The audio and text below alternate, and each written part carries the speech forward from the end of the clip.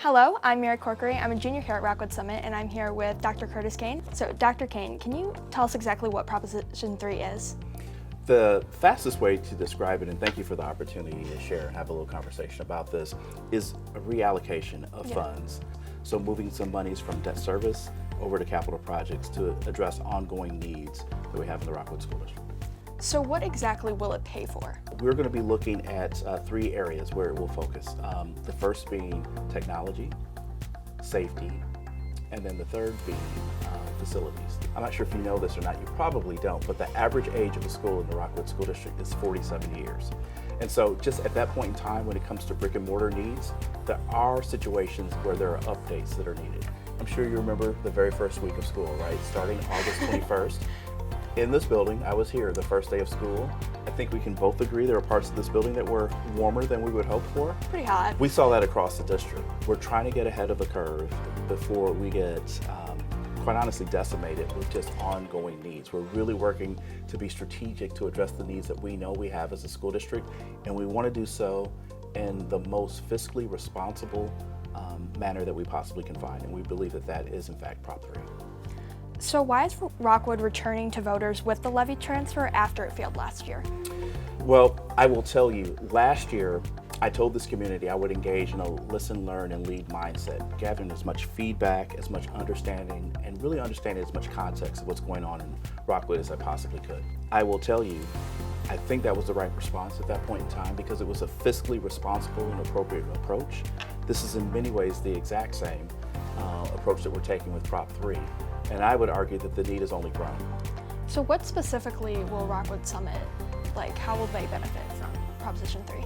So the natatorium, for example, there's a roof replacement that's needed in that part of this building, just that away, right? There's a roof replacement that's well overdue in that part of the building. We know that there's some elevator and ADA lift replacements that are needed and overdue in the building, and I know for a fact there are parts of this building in terms of HVAC that need some attention. Again, this is one of our newer high schools.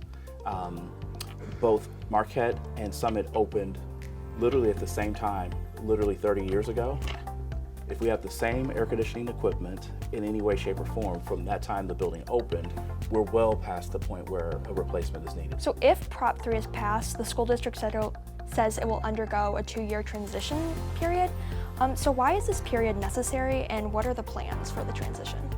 We have a debt obligation cycle that we currently have, in terms of schedule, I should say, that we currently have. This transition allows us to just be able to seamlessly make that transition from a pre-Prop 3 world to a post-Prop 3 world. Okay.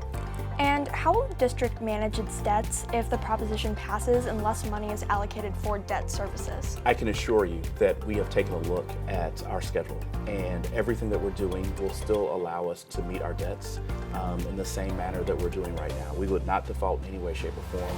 We'll live up to our obligations. This frees up money that we desperately are in need of for ongoing needs in our district. Will there be any measures put in place to ensure that the money is being used as promised? If we put it on the ballot, that's what we're going to live up to. Yeah. But what we're also going to do is develop a means, a dashboard of sorts that allows our public, our community, to see the projects as it relates to progress, building by building and across the district as well. So we'll find a way to be able to provide that transparency that I think is important for our community. Okay, that is all I have for you today. Thank you for coming by and talking with us about Proposition 3. It's my pleasure. I appreciate your time. Thank you.